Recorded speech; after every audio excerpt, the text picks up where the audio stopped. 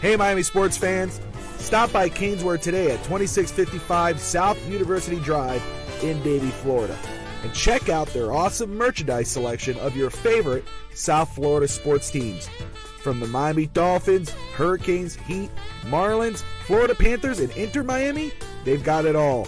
Celebrate your favorite team and show off your fandom with their beautiful team starter jackets, killer-looking helmets, team jerseys, cool shirts, and more. And if you're out of town or out of state, no worries. Go to Caneswear.com and find everything they have on their site. Select what you want, and they will ship your gear to you. Anything over $99 is shipped for free. Don't wait. Stop at Caneswear today.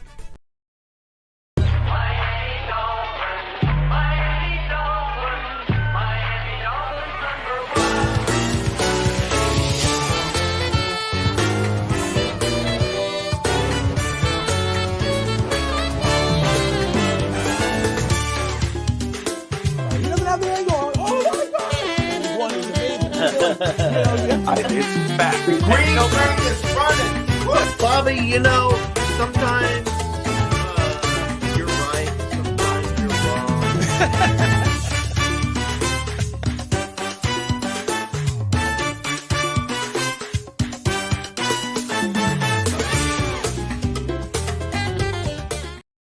All right. Hello, everybody, and welcome to another edition of Fins Talk today on the Fins Talk Sports Network. I'm your host, Bobby Fins-Talk, joined always by the one and only, the living legend, Fish Tank Hank. And we got a special guest, host of the Fins Faithful podcast, George. George, how the heck are you? Good, man. Thanks, Bobby, Hank, for having me on. I've been excited. Looking forward to come on with you guys, talk some Dolphin football today. 100%, man. First off, everyone watching, whether you're watching on YouTube, Twitch, Twitter, Facebook, whatever you are, we appreciate you tuning in. We got Aladino Finstanza in the house. Should introduce Finstanza, my son. Yes, he is watching. And then before we roll in, as always, Fish Tank, how you doing, brother? I'm doing pretty good. Actually, I went to the store and I had to get some medicine, and they actually had some really good medicine, and things worked out nice. I wound up getting a discount, was what it was. So it was nice to get a discount on my medicine. There you go. Always good to get a discount. Yeah, anytime you get a discount, it's not like I went to a preseason game or something like that, but hey, I saved about 30% on my purchase, so I was pretty happy about that and stoked. And then that Geico commercial. Yeah. And then I found out that George was coming on. And then I was like, my day is just starting to come out the way it's supposed to. You know what I mean, Bobby? I hear you. We don't have guests on here very often. So when we do have a guest, we try to make it a little more special and represent them a little more. And today, George, you are on the spotlight, my friend. Yeah, I hope I live up those lofty expectations you have for me. Hey, George, you in regards of Dolphins content, you really just kind of started, you got in on the scene there. Fins Faithful podcast. Let me tell you, be honest, again, I've been listening to it on all podcasts, but I think it was Apple I've been tuning in. But it's been you've been putting on a lot of good stuff, and you've been going on since the draft, I think right before the draft. Yeah, right before the draft. And I loved it because first off, it was great to hear, to see first off, you could tell you do your work, you've researched, what you're talking about, or you're showing that you know what you're talking about. You're not just throwing stuff out there. It's been a great something to listen to. I always told you, you always say, hey, Bobby, new show. And I'm like, hey, man, we'll listen to it on the way. And I listen to it on the way home or to work, and it's some great stuff. And I recommend anybody right now who's watching, go to and you'll tell us what platforms you're on, but go to your podcast platforms, type in Fins Faithful Pod or podcast, and check out the shows. They've been great. But George, first, go ahead. Tell us about the show. What got you into wanting to do this, and what platforms are you on? Yeah, absolutely. Thanks, Bobby. And before we start off, I want to say thank you, Bobby, because from day one, you've kind of been putting my stuff out there, retweeting it, telling people to listen. And like I told you before, just starting from the ground up, a podcast or a show, whatever, a network, it's difficult. So I just want to tip my cap to you and thank you. And Hank, I don't want to leave you out for the support you've been giving me. But yeah, the podcast, I've been thinking about this for a couple years now. I've listened to a ton, including your show, ton of Dolphin content. And I said, man, I want to do this. I want to get my hands in this cookie jar. And I said, you know what? It's time. Do it. No, don't be intimidated by the process because, I'm not the most tech savvy guy out there. I've been a fan for 30 years. I've invested some of my best years of my life in this team like you guys. And I wanted to share my knowledge. And I said, let's just do it. And I started one episode at a time. And the feedback's been positive. I'm looking to grow the network on the video side, like I talked to you about. More content, more guests, and looking to improve every day. And yeah, you can find the podcast on Apple and Spotify. Just type in Fins Faithful. You should find it there. Like it, follow it. Tell me what you think, good or bad. I welcome all feedback, and you can follow the podcast on X and Instagram. I think on my name here at Fins Faithful POD. So. Thank you for the shameless plug, Bobby. I appreciate it. Thank you for your kind words, man. Hey, absolutely. First off, I had some, obviously talking points for today, as usually we do, me and Fish Tank, and, in preparation of what was going to happen post June 1st. Well, it's June 1st. We know a lot of, we probably expect them to go down. But Dolphins made some noise this week. They, of course, there's been rumors of who they're going to extend. Fans have been really kind of eager for Miami to make a move on Jalen Waddle because of all the big contracts to these wide receivers. And, then what's going to happen with Tua and all this. And the Dolphins this week did it. They extended Jalen Waddle. We're going to touch on that. We're going to touch on what's going to happen with Tua, Jalen Phillips, maybe Javon Holland. There's so much to talk about. But before we do, I want, for those who don't know you, George, I'd love to get to know you a little more. So, absolutely. First off, you've talked about why you want to do the show. You want to get your stuff out there. You wanted to make your thoughts known. But what made you a Miami Dolphins fan? What started that out? And who was your favorite player growing up? Yeah, that's interesting. I was probably around 9 or 10, and I remember the TV being on. So I'm 41, so I was probably in the early 90s. And I'm Dan Marino. I think they were playing the Jets. And I was watching Dan Marino play. And I guess it was love at first sight. And ever since then, growing up as a kid, everybody was waiting for the cartoons to come on. I was waiting for the Dolphins to play. When are they playing?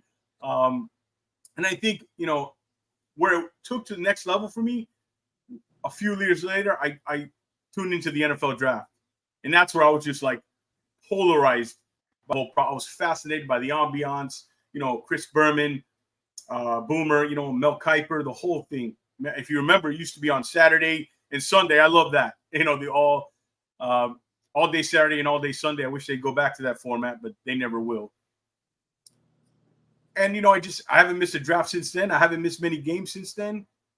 And I remember vividly the first draft that I can remember that kind of I could understand the process. When you're 11, 12, you watch it, but you really don't know what's going on. It was the 96 draft is when I really remembered, okay, I understand how this works. The Dolphins are picking. I couldn't wait to see who they took. And that was the draft, Jimmy Johnson's first draft, where they took Darryl Gardner, Zach Thomas. And you asked who my favorite player was. This is kind of random, but it was Kareem Abdul-Jabbar. I don't know if you remember him. Yeah. The running back. Yeah, it was a third-round pick. I don't know if it was the name or it was the uniform at UCLA, but I loved him. I remember following him in preseason and training camp the first few years. So, yeah, I mean, I've been a fan over. Me a lot of money. I bought a bunch of his rookie cards, and he just. Yeah. He I think his rookie year was impressive, and then he went downhill. But that's the guy I vividly remember. I mean, besides the obvious, Zach and JT, you know what I mean? Him, and I'll give you another one who was the next year that when he got hurt, it felt like somebody died, was Util Green. I was so pumped when they drafted Util Green. I'm going back in the time machine here, but yeah, those are kind of the two that kind of stand out randomly for me, following as a kid. So it's been over 30 years of a long-suffering relationship that no matter how much they disappoint, I keep coming back, man. Just like you guys. It's the Godfather, right? You know, every time I get out, they pull me back in. Except we never gone stops. out. Yeah, but better days are ahead. I think you might be right. I think you're on the you're on the right side of that. I like that idea. 100%. Take me some of that all day long, Bobby. You know what I mean? I'll take winning every day of the week, and the Miami Dolphins are going to be doing some winning this year, folks. So pay attention. And I'm going to warn you one last time. Watch out for them Jets. Oh, interesting. Throwing one out there, huh? Throwing a bone to the Jets. We can already disagree on the Jets, and I'm sitting there saying, don't doubt the Jets, folks. So let me ask you this, Fishing, and I could go right to George. It's an impromptu now. So in the the AFC East, are the Jets the team to be concerned with in your mind compared to maybe Buffalo? In my mind? Yeah. Absolutely. Okay. I think Buffalo is number 3. Okay. All right. I think Buffalo, after they lost Diggs, that would be like us losing Tyreek. Okay? And they didn't really do a lot to replace Diggs. I understand he was a problem child and all this other stuff, that there was things going on behind the scenes. I get that. I don't know exactly what it was, but yes, there was some things going on where they weren't getting along. You could see it on the field. He would express himself and he was unhappy. So for me, though, we're in a much better position than they are. And what did they do to replace him? I mean, he brought a lot of attention for other things, the run game, all kinds of things he helped out with by being their number 1 wide receiver. So, and they really didn't bring in a replacement, in my opinion, to replace him. I didn't see them do it yet. Did you? Who did they take in the draft? They drafted Keon Coleman, who I was high on. I love Keon Coleman coming out. Okay. Yeah. So I mean, he's a rookie. We don't. I'll let George. George, you can respond. Like in the AFC East, obviously we're Dolphin fans and we're high on the Dolphins, right? But who do you think is the team to be really concerned with? Is it still Buffalo to you? I think it's Buffalo or Miami in the division. I think the Jets are third. I don't. The coaching staff, the offensive system they run, Aaron Rodgers at his age, I'm just not buying the whole thing. Their defense is good. I'll give you that. But I think it's when Josh Allen, 17, still that quarterback for them, it's a problem. Until we dethrone them and beat them, I think it's still Buffalo. I think the gap has closed. We closed the gap, definitely. They've gotten worse this offseason, but I think it's awesome. Buffalo will be the race in the AFC with Jets third and Patriots. When the Jets beat the Bills the first time, you're going to change your mind. Okay. I'll come back on when that happens. And we'll have a roast. Not Tom Brady, but we'll have a roast. Honestly, I understand too. For me, I'll just say to respect someone like an Aaron Rodgers when healthy, what he can do, maybe what he could do to elevate the Jets. Jets have a lot of good young players, right? I mean, they have a lot of talent. This offseason's been a little different compared to like last draft. They had a strong draft. Loved their draft last year. This okay. But I'm kind of siding with George on this one, especially with, until you beat them, you have to be the man, you got to beat the man. And Buffalo's been the man in this division. And we do know they lost Stephon Diggs. That's a huge loss. But until we can beat them, and until they show they're actually taking a step back, I have to give the respect. Say it's Buffalo, and then everyone else behind there. I'm not worried about the Patriots unless they start the kid at oh my goodness, I'm losing his name from Tennessee, the quarterback out of Tennessee. No, I'm not talking. Not Drake May. Yeah, Milton. I'm not worried about Drake May. Joe Milton. Milton's I'm a huge Joe Milton dude. Yeah, so am I. I was hoping we'd take a late round flyer on him because it gives a different look in the QB room. Somebody with some physical attributes, what we lack in the room. Obviously he's not going to dethrone Tua or anything like that, but as a developmental guy, I like Milton a lot. But he could dethrone Drake May pretty quick. I'm not a big Drake May guy. No, I wasn't either. And I'll tell you, I think The Patriots had a very, besides the Drake May pick, and maybe we're wrong. Hey, the rookies are rookies; they could be. But I'm saying, the Patriots had a very good draft. I think they had a solid draft, and that flyer on Joe Milton in later in the draft was a smart move to go 2 rookie quarterbacks in the same draft. Smart as hell. I love doing. I think you should take a quarterback every year. I think 100%. The Dolphins always look at. Sometimes you get a Skylar Thompson, even better. You get a Brock Purdy. 90% of the time you're going to get a guy who doesn't make your roster, but it's such a lottery ticket. That position is so important. You should always we've been preaching that for years now. I think taking a quarterback every year just you do it soon, because again, right now I think we're all comfortable. 2 as our starter. There's no one else out there to replace whatever, and he's been on top, and he's going to get a mega deal. I would say though, it's the backup situation I'm more worried about. We need to get a solid backup. So like last season, though, talking about expectations, we're talking, Hank brought up the Jets. Don't look out for the Jets. The Dolphins have been blessed with high expectations again this season. Last year, I didn't get to rebuttal. Oh, I want to say one thing about Diggs before, and he's not done yet either, Bobby. Yeah, we're not done yet, Bobby. All right, go. I think if you look at Diggs last year, he's clearly on the decline. Diggs is not the same wide receiver that he was a few years ago. I don't think it's – and he brought a lot of problems in that locker room. So I don't think it's as big a loss as we make it out to be. I had Coleman. I did my top 100 board this year. Like you mentioned, Bobby, if you go look on my previous episode, I had a bunch of draft stuff. I watched a bunch of tape. I loved Keon Coleman. I had him in the high 30s, kind of where he went in the top of the second round. And I think though I don't think it'll be a biggest loss as people are making it out to be.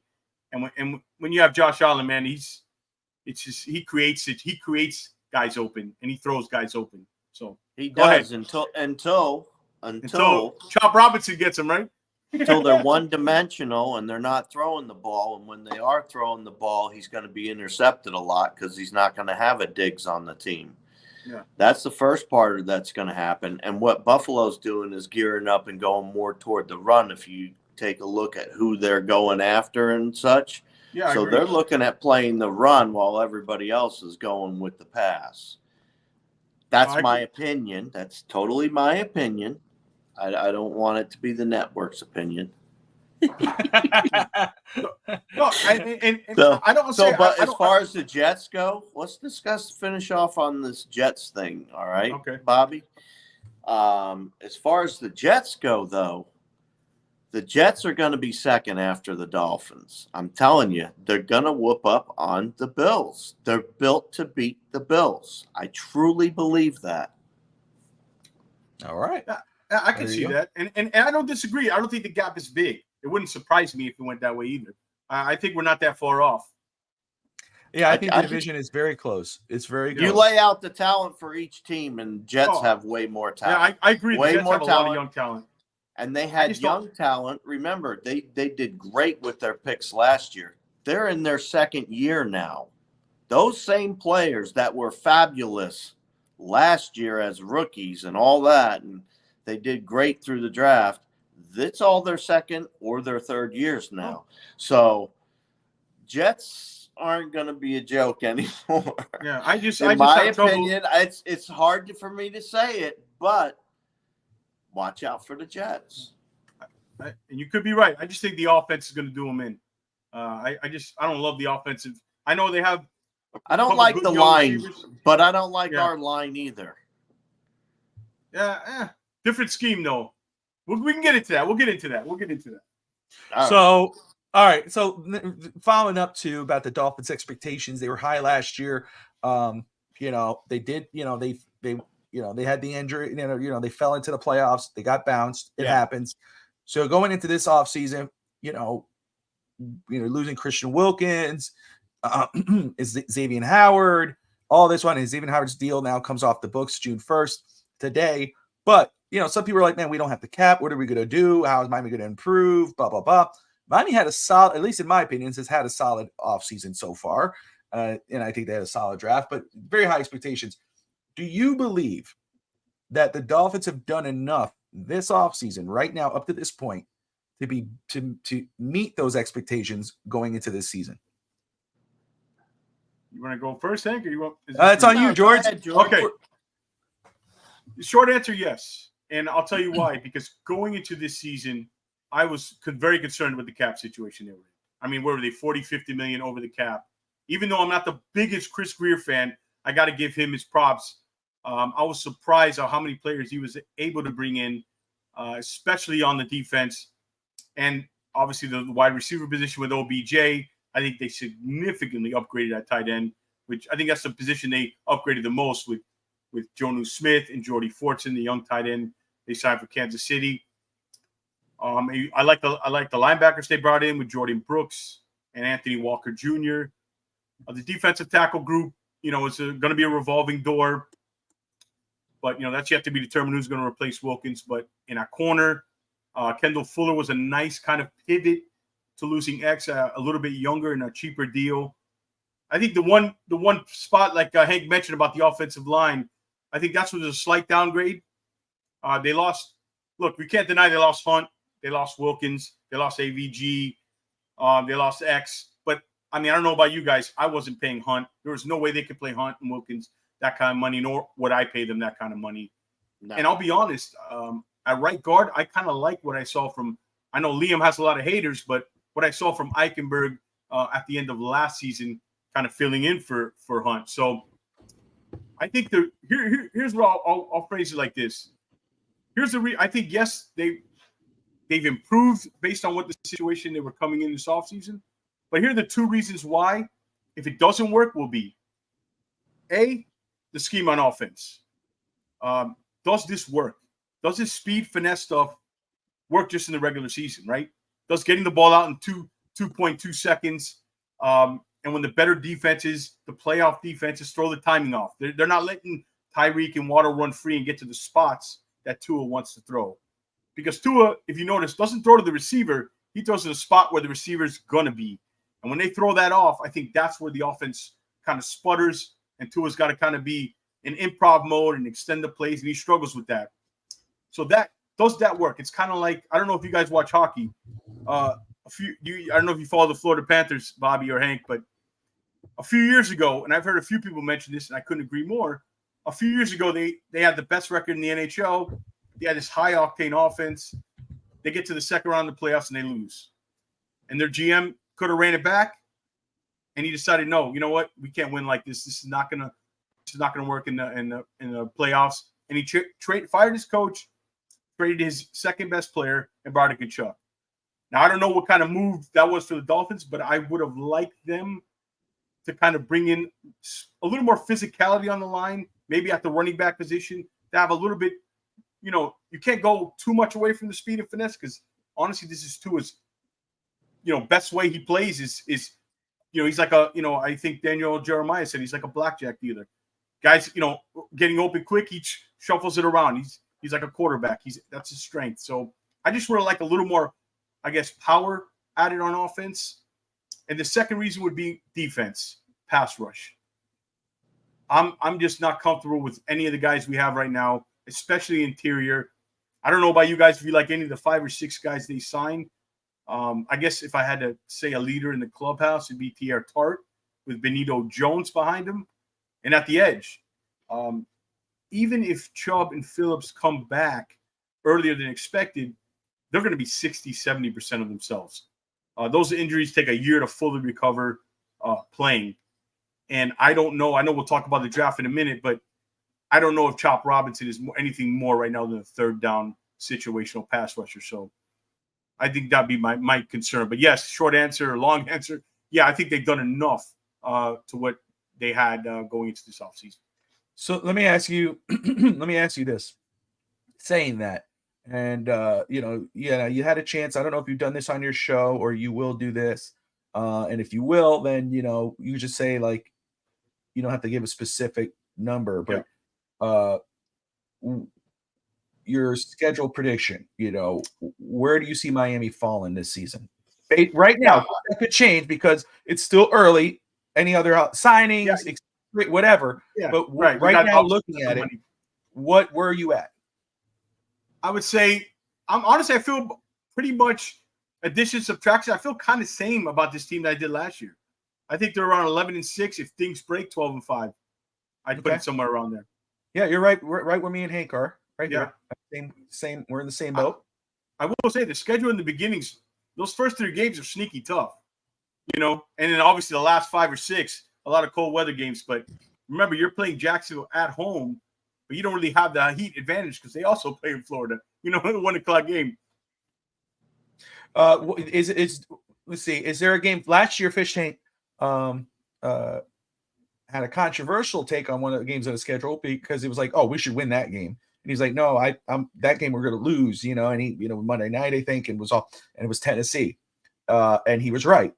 The Dolphins dropped that game, and it was probably the game that killed the season for us because even though we went to the playoffs, we basically fell in and died right there and got bounced. Is there any game on the schedule maybe that might look easy to us now that you might go, that game scares me? The Indianapolis game scares me. Okay. Away. Yeah. I like that team, fair. man. They're coming. Yeah. I love Anthony Richardson last year coming out. I like their draft this year too. I think they're coming. They're going to be a tough team. And we struggle with those kind of quarterbacks too. Those mobile kind of. Absolutely. It's away, it's in the dome, but yeah, Indianapolis is kind of one that, and also if you want to even go a little bit, while you say we definitely should win, the game after that is Arizona at home, which should be an easy win. But remember, the next week I think they play Buffalo. The next week, so it could be a little bit of a trap game. So I guess that part of the schedule, those 2 games there. I like that. Hank, any follow up or response to some of the stuff you've been hearing so far? I'm just listening, man. I'm a good listener. So make sure I can ramble, man. I can talk about this team all day. No, dude, it's all good. All right, so let me ask you this now. You did bring up the draft. You brought up Chop Robinson being a 3rd down back right now at this early in his career.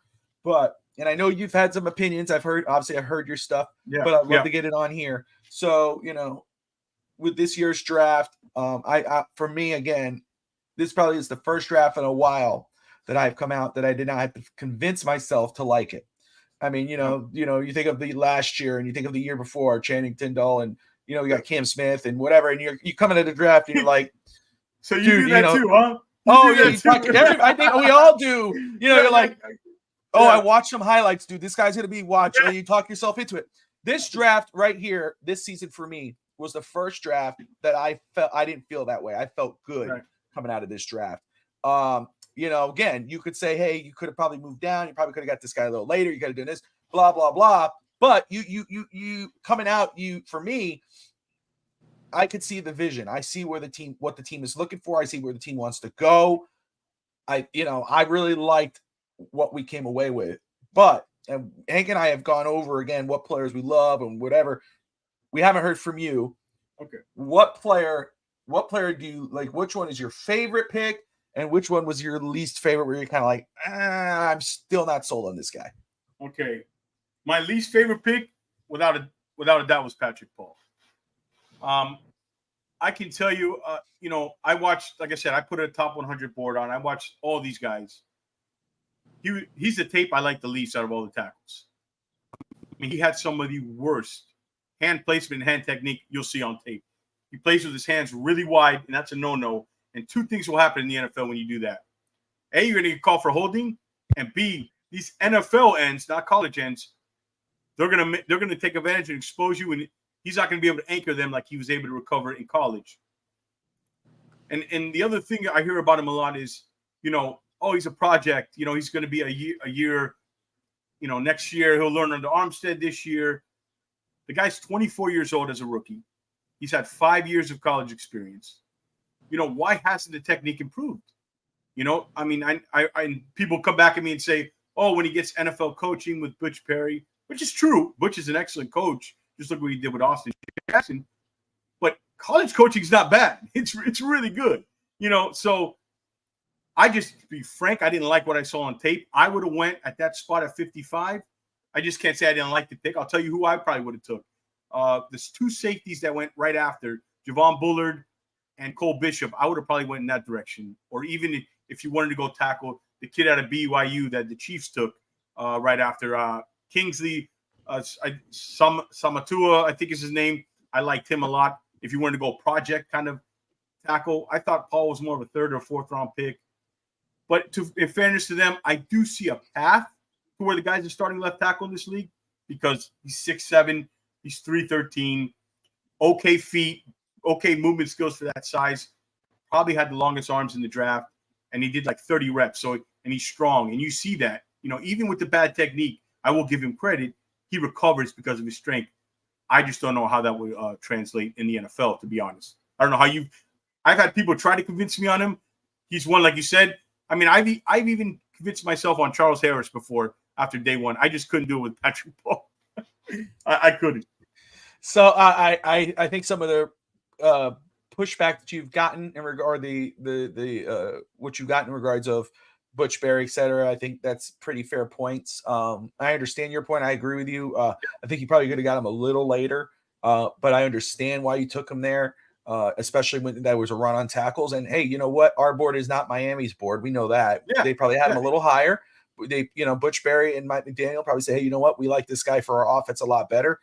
Is he ready to start day one? Absolutely not. But he's really in a great situation in Miami right now. Obviously, not just because of Coach Berry and what Berry could do after, but also he's not expected to start right away. He got Terran Armstead, one of the top tackles in football, when healthy. We know he's one of the best. You're learning under him. Then you got Kendall Lamb, that if Armstead was to go down and Kendall Lamb, you're not going to force this kid in. You're going to allow this kid to have a chance to sit behind those two guys, maybe get a couple reps somewhere else, but really get a chance to learn under these two guys. And then next season, most likely, he might be put in that spot at left tackle in another reality. If we had a right-handed quarterback, that might become a problem because it's like, man, we still need this kid to get better. He's not the perfect left tackle, but we have Tua, who's a left-handed quarterback. That's not your blind side. You need a big guy back there at the left side, so that way he can do as much as he can there, and you got to worry about that right side. That's why I was never for Terran Armstead. I was for Trent Brown a few years back before we signed, because Trent Brown was the blind side for Tua. So I think he's in prime position. I'm with you. Yes, you could have got him a little more, lower, but I think having a year with Coach Berry, a year under Coach McDaniel, to come in his second year as a pro, to have that opportunity after sitting behind somebody like a Terran Armstead, he's going to be very strong. Now, that left guard spot's going to matter. Who's your center? Who could be next to this kid who's going to help him be better? I think he will get some reps, and I think that's going to be valued this season when he does. We'll see how he does in preseason. But I'm with you on, in regard to the higher picks. He's the one that you're most kind of like, okay, you have to convince yourself. Hey, Bobby. Yeah. I don't mean to interrupt you. Yes, I do. Yes, you do. Yes, you do. But this goes back to what you first asked. You first asked, are the Dolphins better? Okay. And this is where, I want to talk about Paul a little bit and where are the Dolphins better? Yes, the Dolphins are better.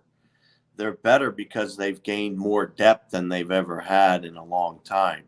I mean, we were playing last year the end of the year with guys off the street, for crying out loud. Just depth alone, yes, we are better. Now, talent-wise, did we take a step back? I don't know. It's hard to replace a Wilkins. It's not easy to replace somebody with that much energy and that is such a team player. You know what I mean? He's an inspiration to his fellow man on that team. And I just think that'll be hard to replace. But, like George was saying, we have these people there now that we didn't have before. And maybe Eichenberg will turn a corner like Jackson. We never know. You never know. But I believe that right now we have enough to go forward. And Paul is he's a backup. That's all he is in my mind, is a backup that might play in the preseason. And that's probably about it, because I think we have other players in place to step up instead of him. So I just don't see the kid doing anything yet. So that's why I'm not concerned about it. And like you both said, Barry is phenomenal. at Yeah, he coaching is. these guys. He is phenomenal. So you never know what we're gonna get until we see our end product. And as far as a draft pick goes, hey, it's all a shake of the dice after the first round, and even the first round's 50-50. So, I mean, hey, you never know. You never know is all I say. But he's got to prove me right. He's got to prove me wrong. He's got to prove it himself, until I see what he can do. I agree with George where he was lower on my board, but that doesn't matter. If the Dolphins picked him, he's a Dolphin now. Great. Okay. I didn't expect them to pick Paul, but they did. And I hope it works out great for this kid because he is like you said, Bobby, he's in a phenomenal position to really get taught the right way by the right people. And I think Armstead will be a huge help to his development. I saw some Kareem Abdul-Jabbar love on the bottom there. Yeah, John Green in the house, throwing in some seventh all-time rusher for the Miami Dolphins, Kareem Abdul-Jabbar. George, and the next one, of course, the follow-up was who was your favorite pick out of the picks for Miami? Yeah, day 3 saved the draft for me, to be honest. And I could go with a number of guys on day 3. And that's the first time I'm saying that in a long time. And I got to kind of pinch myself and remind me, hey, these guys are 4th, 5th, 6th, 7th round picks for a reason. But it would have to be Malik Washington. Man, I forgot he was available. He was my number 100 player on my board, on my top, the number 100 guy. And when they took him in the 6th round, and you watch his tape, you see why Mike McDaniel loves this guy. He's small, but only in height. I mean, he's built like a tank, like a running back. Catches. I mean, he caught everything. If you watch he doesn't drop anything. And also for a guy his size, he's really good at contested catches, because he jumps out of the gym. I think he tested like 42-inch vertical. So I like him in the slot. He's a slot guy primarily, but you can move him around, use him in motion, a lot of jet sweeps, tosses, quick screens. I think he's going to fit perfectly in this offense. I think he's going to contribute more than usual 6th-round pick. So I like Malik. You could go Mo Kamara too. I love the kid's attitude. I thought day 1, if I would give the draft a grade overall, I would say day 1 and 2 was kind of like a C+, and day 3 got an A. So I put it be in the middle, give it a B+ draft for me. Solid draft. There you go. All right. Who was your favorite pick again? Who was my favorite pick? Who did we pick first? Chop Robinson. Who's your Chop? Was it Chop? There you go. I like that. All right. Yeah, I was surprised they went with Chop, though. I liked him. I also like Taj Washington late. Oh, Taj, yeah, another guy. Watch out for him in the return game. Hey, the Washington brothers are in the house, okay? You're going to have to come up with a dynamic duo name for them, like the Marx brothers. So instead of Hill and Waddle, it's the Washingtons. We love that. In all honesty, we needed to get younger at that position. I'm glad we did, though. 100%. Yeah, I would say, obviously, with Chop Robinson, and I've said this before we even drafted him, loved his film, love what I saw from him. So just a supreme talent. The thing that was off that pushed me down, and he fell exactly where I thought in regards of the edge rushers. You had and again looking, you had Dallas Turner coming down, and I thought, oh crap, Dallas Turner's going to be there for Miami, and I thought Dallas Turner could be the pick, and could have probably been the pick. I mean, but the way it fell, those guys came off right before Chop Robinson, and he was the next man up. And again, when you watch him, his what do you say? His stats did not match his tape. You know what I mean? His production did not match the film. His production was underwhelming. You checked him out and you went, whoa, wait a second. This guy had what? It was very underwhelming. But when you watch him on film, you're like, this dude is an elite player when it comes to skill set. He really is. Now, can he translate that into the NFL? That's a wait and see. I think the Mo Kamara pick is going to be huge. I think that's going to be a huge blessing in disguise. I love that pick. His production's off the charts. Have you heard this kid talk, man? He's I mean, he's got a chip on his shoulder. He makes you want to like him.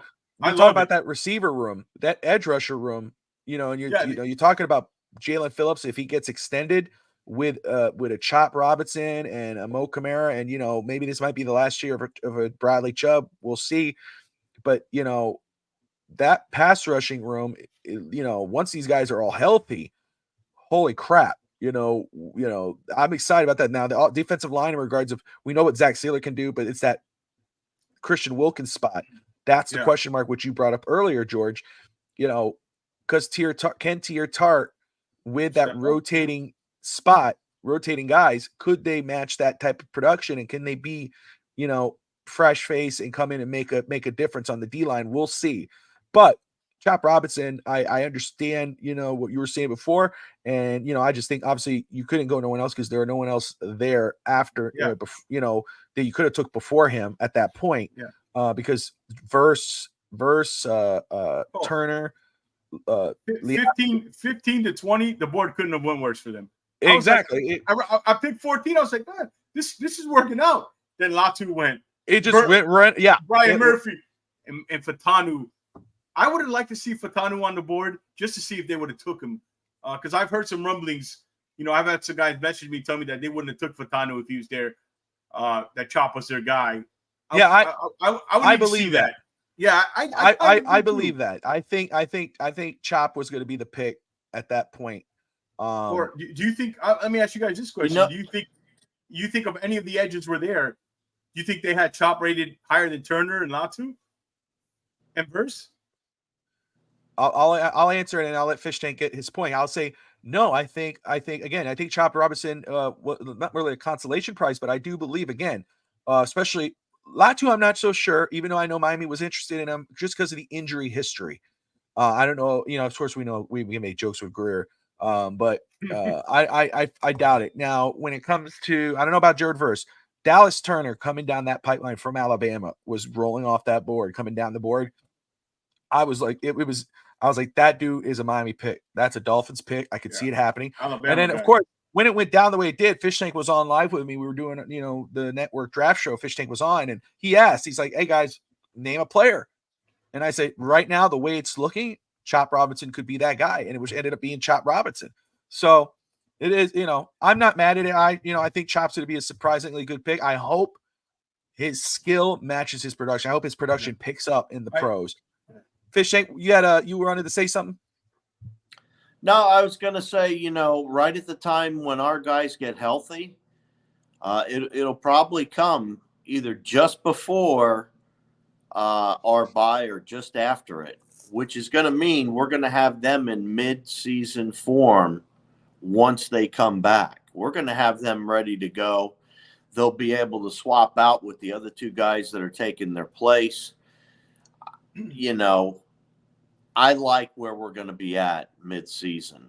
Our guys are going to be fresh and ready as far as the pass rushers go. You're talking about the injuries, but that I think is going to wind up being a positive for us in the long run. A blessing in disguise. Yeah. I just want to add something. So. You guys, sorry to cut you off, Hank. No, go ahead. Do you guys, I know we're talking about when they come back mid-season, do you guys have any concerns day one who's going to start next to Shaq Barrett? Because I just don't, I worry about Robinson and Kamara, their play strength to be edge shedding, guys against the run right now in their career. I like I told you, Bobby and Hank, I think right now, and I had no problem where they took Chop. I thought, Chop was like the 31st guy on my board. He was a first-round pick. I had no problem with that. It surprised me, I guess, the type of player they took. I thought it'd be a more guy impact right now based on where this team is headed and what their expectations are. I just don't know if they have somebody right now opposite Barrett that I would feel comfortable. I will say, two things. First off, I will say I think Chop Robinson is that guy based off his skill on the field. Okay. What he can do. Okay. And, he has an amazing skill as a pass rusher. Again, his production doesn't match, but I think you put him in there day one with a Shaq Barrett. I think you're pressuring, you're going to pressure that quarterback. You're going to cause that quarterback to run, make a mistake here and there. Can he get the job done? We'll see. But the second part of that is I don't think you're going to be without both Chubb and Bradley Chubb and Jalen Phillips. I think Phillips will be back game one. of the regular season. Yeah, and that would make the Chop Robinson Kamara pick a lot better, because then when you don't want to push them 100% out there, you get that rotating defensive edge rushers. Yeah. You know what I'm saying?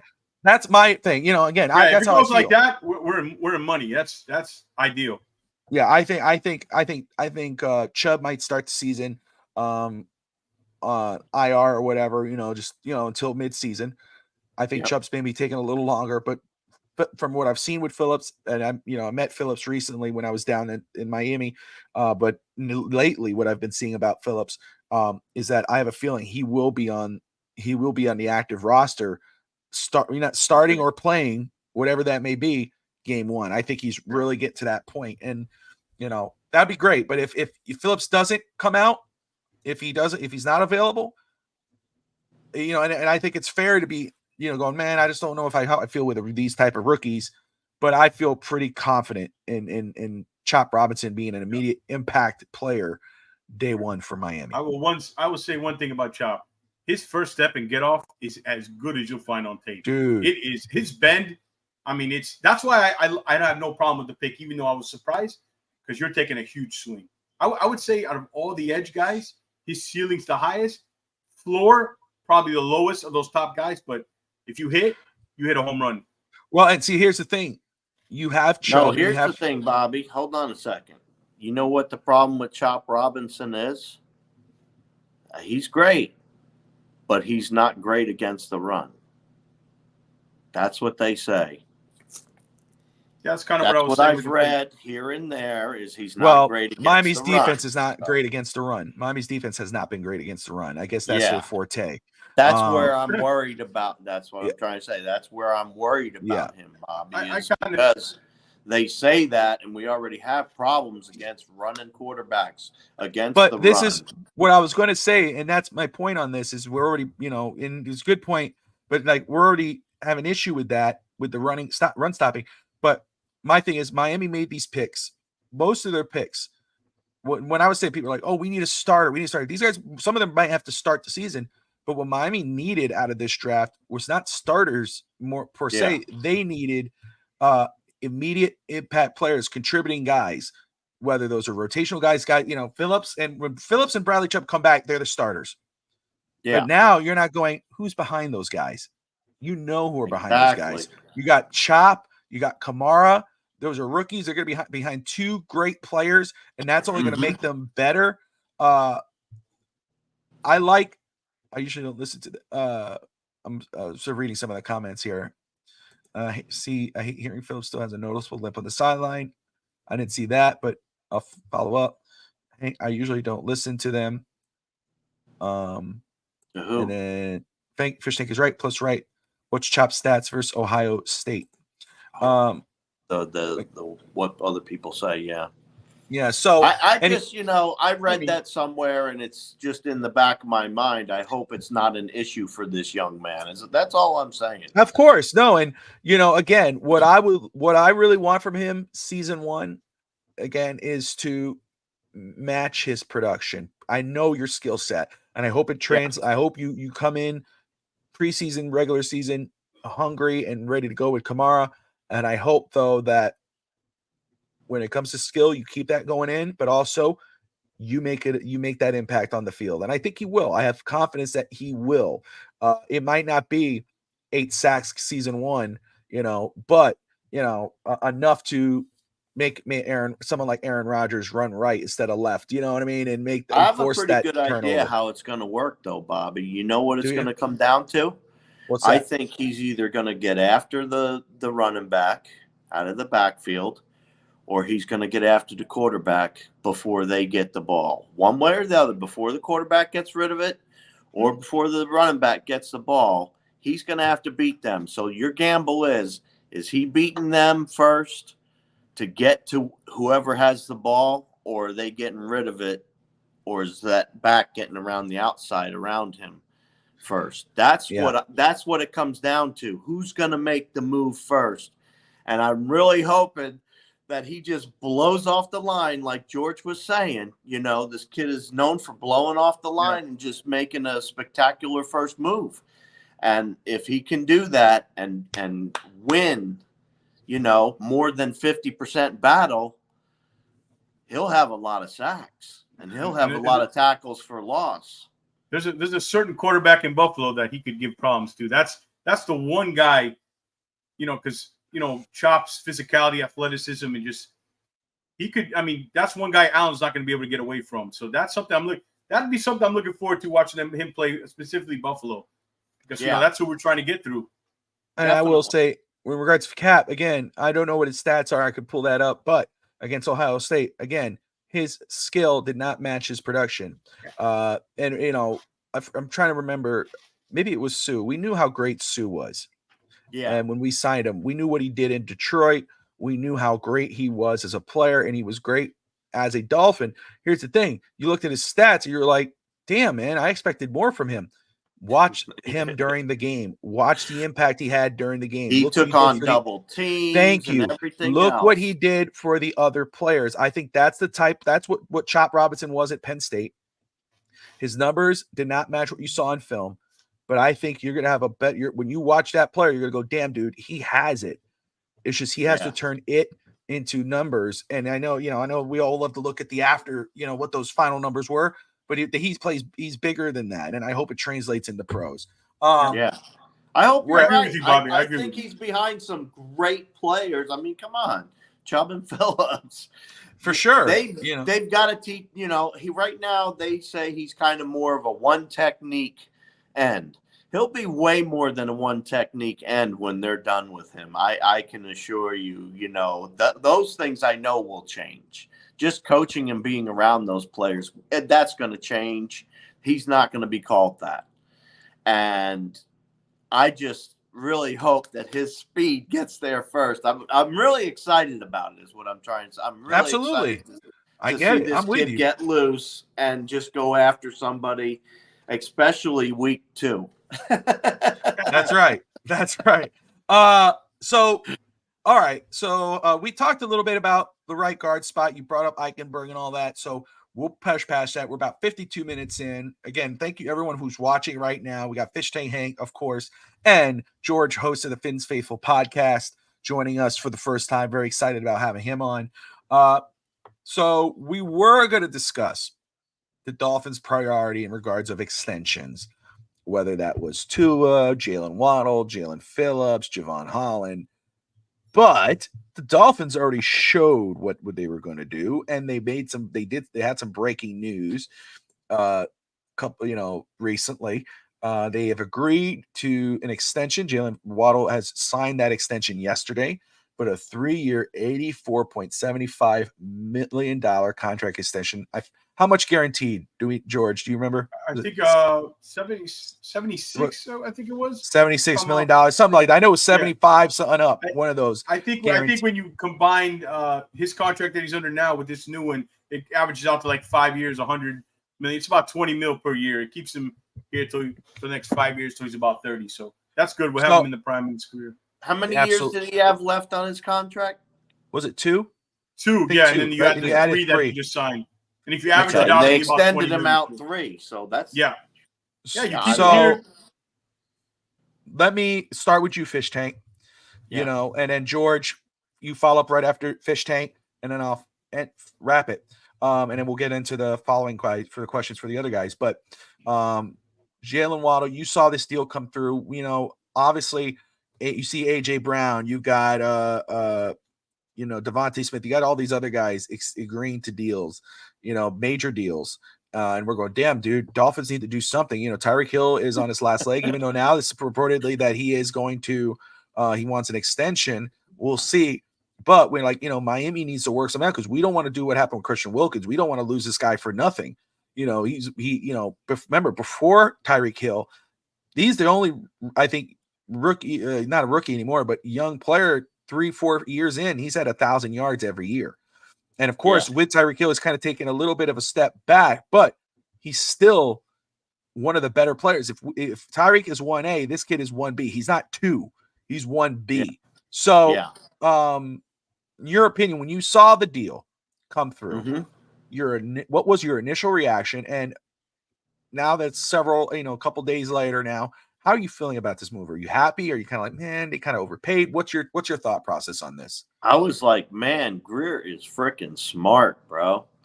I was like, he is smart. Taking advantage and only paying, whatever it was, $30-40 million a year on this kid. He's a fabulous wide receiver. He can only get better. As far as the contract and the payment goes, you're spreading that out because you extended him. So you're really spreading that out over a 5-year, term, like George was saying. And I like that they paid him early, because I'll tell you right now, you pay him $87 million for 3, or 80 whatever million, or 76 million guaranteed, however you want to phrase it. You paid the kid.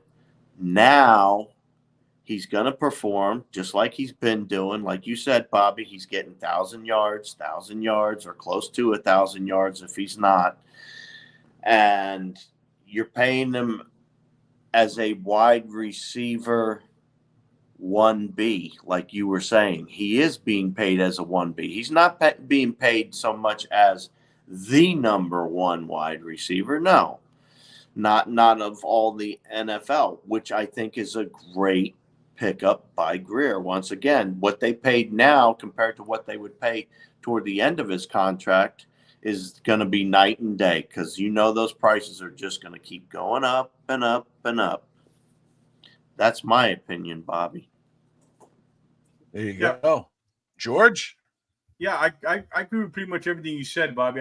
When I first saw it, I was happy they got it done, because if they would have waited till next offseason, the price would have been even higher. Only thing I was a little surprised about, it was happened before Tua, but I don't think one has anything to do with the other. I think Tua was right behind him in line. But I think the bigger elephant in the room here is Tyreek.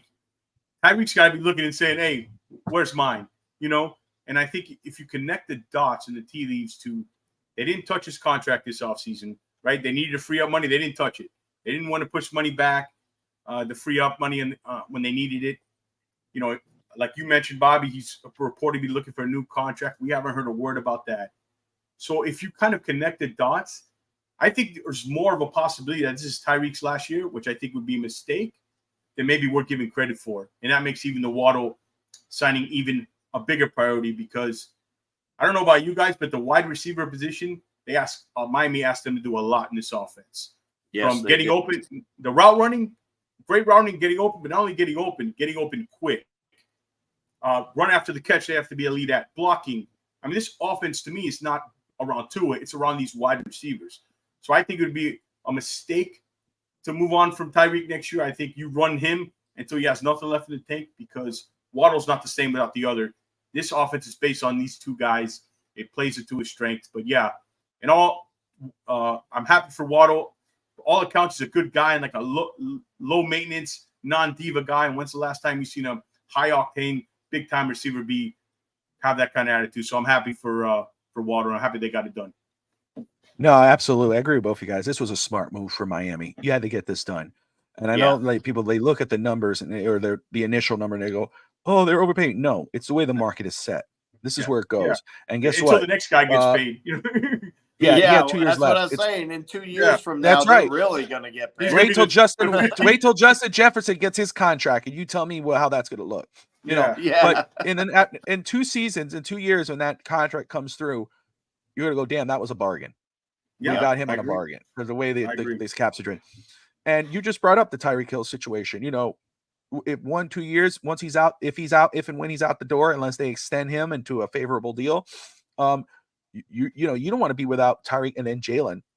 Yeah, you're going to need your 1A, 1B. Whether if 1A leaves, you got 1B, and you're kind of set, because you got Jalen, and God willing, the Washington brothers are doing damn well, and they're ready to take a step up. It was a smart move by Miami. Don't let the market set it. The market was kind of setting itself up for Miami, where it's like, damn, they're going to get outpriced again. Same thing, Christian Wilkins. And Miami say, nope, let's get ahead of this. We know Tua's good. We know the amount we're going to give Tua. We just got to get over little finer details. We got to figure out Jalen. Let's get Jalen done, and then we'll get to Tua.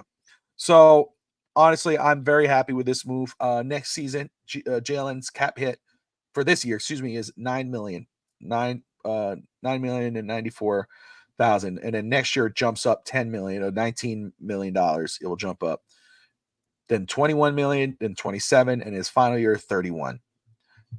Yeah, it's fine.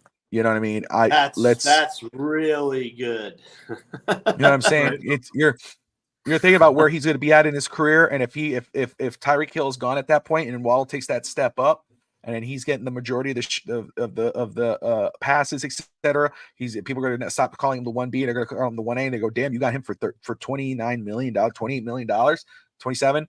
Now you got him for 31, and then we're talking about another deal whenever that may be." This was a smart move by the Miami Dolphins. Very Definitely. smart. Agreed. Now, where do they go from here? I think, do we all agree without having it? Well, because I want to get to the next group of guys. Tua's the next deal, right? Yeah. I think we all agree Tua's the next. Ooh, No. Fish Tank. Tell me, No. who do you think's the next deal? I don't agree. I don't think that it's Tua, and the reason I don't think it's Tua is because they're going to wait. They're going to wait and see what he does this year, like they do with every player that we have. Okay. I think they're going to wait until they have him locked up for the year. They already know they do. They did the same thing with Wilkins. Wilkins showed up. They didn't pay him. If Tua shows up, though, they'll pay him. That's the difference. I really don't think they're in a hurry to sign Tua. I think they're going to sign other players before they extend him. That's my opinion. Go ahead. I'm kind of taking. I wasn't expecting that from Hank. Yeah, I think Tua's the next one. I agree, Hank. Though, what I would do is let him play on the 5th-year option. I know the counter to that is if he stays healthy again, he plays even better, he's going to go up. I'm okay with that. If he plays better and he stays healthy, the extra $7 or even if it's $10 million a year, I'll pay him. But I think they'll do it. They're married. McDaniel, Greer, they're married to the hip to Tua. I don't think they want this thing to get ugly. I think it'll get done. I think it'll probably get done either during training camp or right before. I hope you're right. I totally hope you're right. I just going off the pattern of what they've done. Yeah, I think previous players. So I'm just a little point. leery that they might just wait till the end. I think the quarterback position is different, though. I think. I don't know my opinion, but I think you're. I hear where you're coming from. I understood what you were saying, Cap. You don't have to. I saw you. Don't hold your breath. You were saying Bobby there, but not. Don't hold your breath, Bobby. But it's Bobby. Gotcha. It's all good, brother. Don't worry. Got you. I will say, I understand Hank's point. I think in a perfect world, I think Miami would probably prefer to say, "Hey, let's wait and see before we extend to this major deal." With someone like with Tua, with anybody really, that's a major commitment, and there's still some questions that need to be answered. December, those type of games. Again, he was healthy last year. Does he continue this year? He looks great. Again, he's putting in the work this offseason. We were talking about, people are saying, man, he's a little too thick, and he comes back and you look at him. We saw some video of him yesterday, and it's like a whole other dude. He does that every year, and you got to give that dude credit. Yeah. I mean, he puts in the work every offseason. Now it has to translate. Show me you win in December. Show me you win in the playoffs. You had one shot at the playoffs. Didn't turn out the way we wanted. Show that. But in a perfect world, yes, you would say, let's wait and see how you do. Now, in the business sense of the word, and I know Fish Tank knows this as much as I do, it's like, it's the same thing as going to work. You put in that work, you're going to want to get paid. And it's like, oh, well, let's see what waiting happens. No, I've done the work. Tua has done enough for his contract, and it just makes sense. The risk of it is that, and just, we talk about players holding out. He's in his final year. He's being paid, what's it, 23.1 right now. Okay. He's going to be, once he signs that deal, it's going to jump up to 50 plus. We know that. And that's a heavy commitment. And that's why I say in a perfect world, you would want to wait. But in Tua's world, let's say he says, okay, I'm going to play on my 5th-year option. I'm going to play on that. I'll go pay for the $23 million, and I'll show you guys that I'm worth that 50 plus million, or somebody will pay me that. And God forbid, game 1, 2, 3, 4, whatever, Tua is down. He's out for the season. No one's going to pay him that amount of money. No one's going to feel. Dolphins won't do it. They're going to move on. Business sense for Tua is to say, no, you pay me now, or I'm going to hold out and I will not play in this. I'll hold on until you pay me the deal, and you're going to have to go in with Mike White at quarterback. That you can't blame him. When a guy is 2-3 years on his deal, it's like, dude, you got 2 or 3 years. Hold out at camp and get back in it.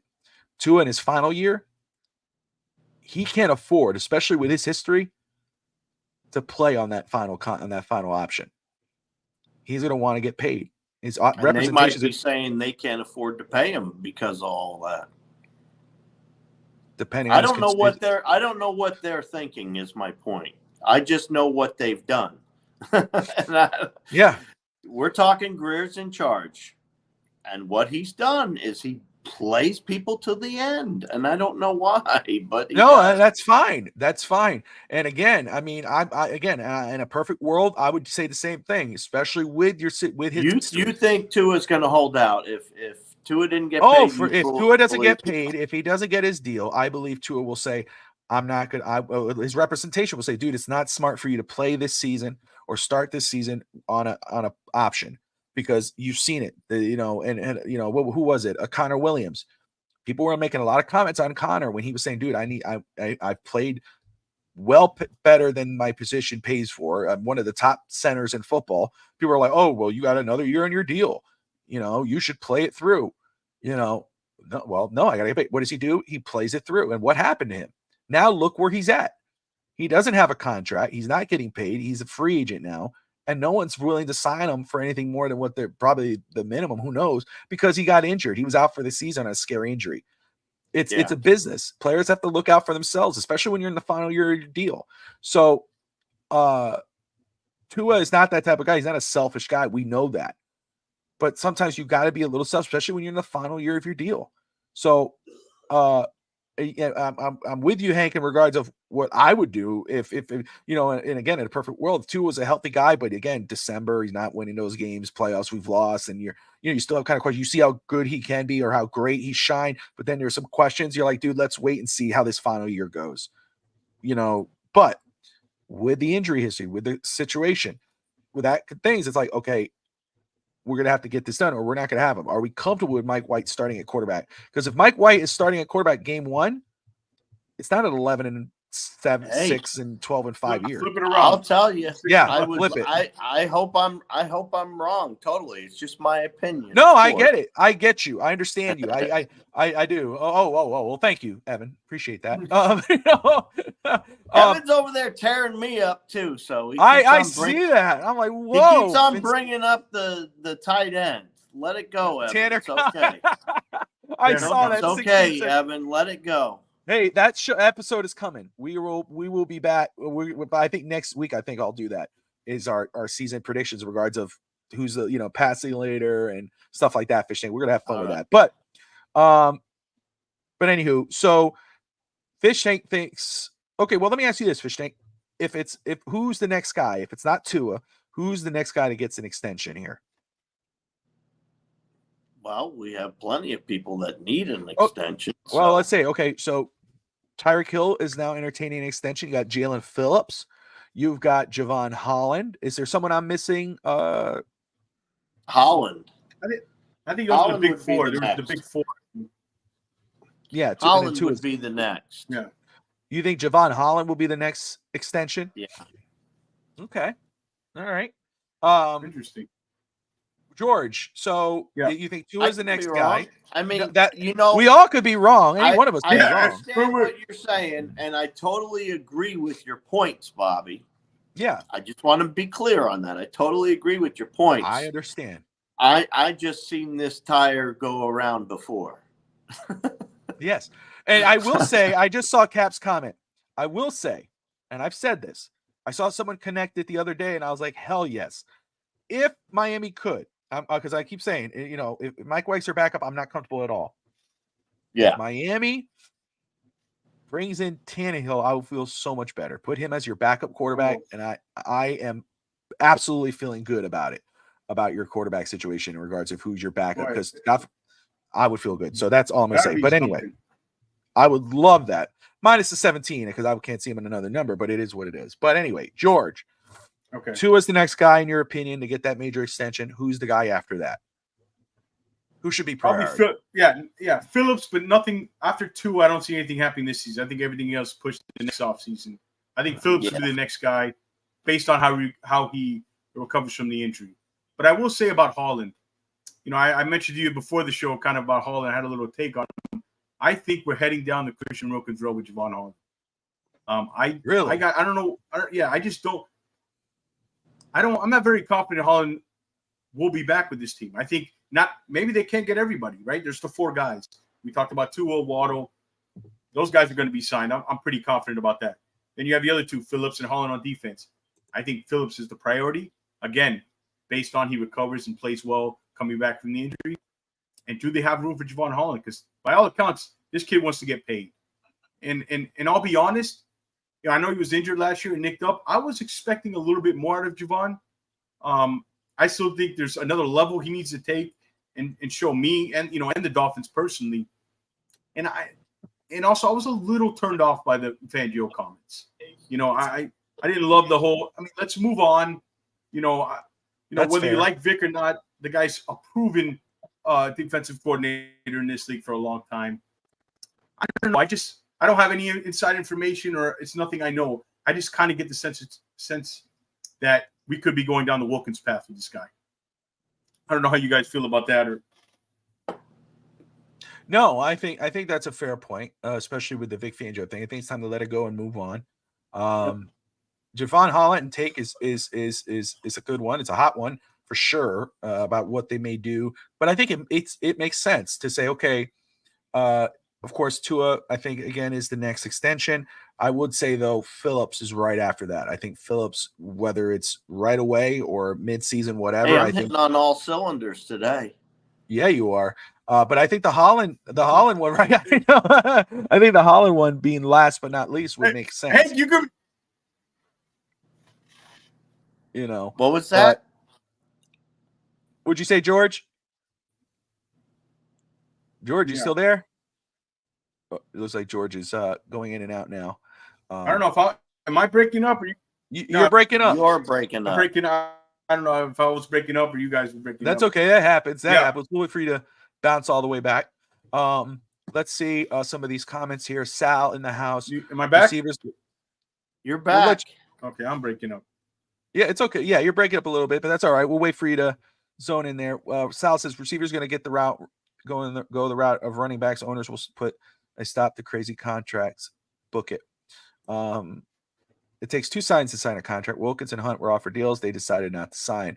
They decided to play the market, and they won. They got their deals. They got major deals. Christian Wilkins got a big contract. Losing Hollywood sucked Hunt because got you're overpaid. Yeah, for sure.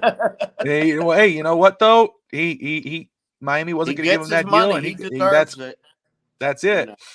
Losing Hunt would suck because we were so things. The position pays. That's what he gets. It's that simple. Yeah. I don't sit, that's one thing, Bobby. I don't sit here and mope and piss and moan about what these guys get paid. It's an astronomical amount of money. When somebody gets $500 million to play for 7 years, it's serious. That's when it's some serious money. But, obviously these owners and these stadiums and the fans, all this money transpiring, it's got to go somewhere. Why not pay the guys that are in the action getting hurt? It's not like billionaires are losing money. They gain money every year. I mean, what's a stadium worth now? How many hundreds of billions, or is it up to $1 trillion yet? You know what I mean? As far as a stadium, if they've owned a stadium, now they're worth astronomical amounts. So it's not even a guess whether or not they'll continue to make money. They'll continue to make money. So pay the players. The players get hurt, compensate them so that they can live their lives in peace. You know what I mean? And hopefully they're doing those things. And if they're doing those things, I'm all right with the way players get paid. I wanted to address that, guys. I don't know if you guys can hear me now. The comment about Holland. I agree, though. I'm concerned behind Holland this year at the safety position. We got a 33-year-old Poyer, and who's behind him? Needham, Elijah Campbell. That's why I said in the second round I would have went one of those safeties. But I think it's especially, what defense is Weaver running? Is he running the Baltimore defense? And you guys know they ran a ton of 3 safety looks over there. So, that's something to keep an eye on, the depth of safety. Justin Simmons is out there.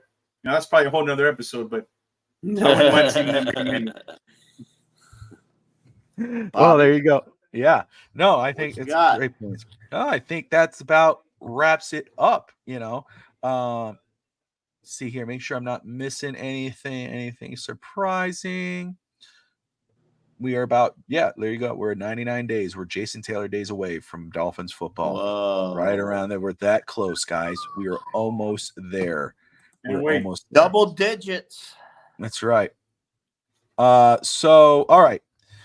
We are about at a wrap there. Fish Tank, any final thoughts?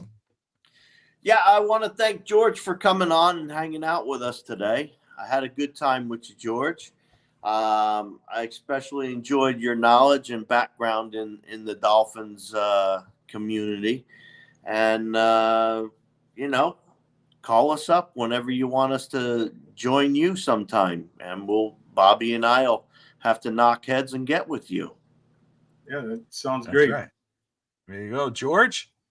Final thoughts, and just remind people where they can find you, man. Yeah, I just want to say again, Bobby, Hank, thanks for having me on. I had a blast. Let's do it again, whether it's on my show or your show. Love to do it again. And you can find the podcast on Apple and Spotify, Finn's Faithful, and on X and Instagram at Finn's Faithful PLD. Check it out. Let me know what you guys think. I had a blast, guys. Love to do it again. Right there you go. All right, guys. Everyone watching again, we're watching on Facebook, YouTube, Twitch, Twitter. We appreciate you watching right now. FTSN, Fitz Talk Sports are not done for today. Again, don't forget, 8 o'clock Eastern time tonight, another episode of No Holds Barred Wrestling Podcast with myself, the immortal one, Robert Michaels, that's my wrestling name, Fish Tank, the immortal Wrestling.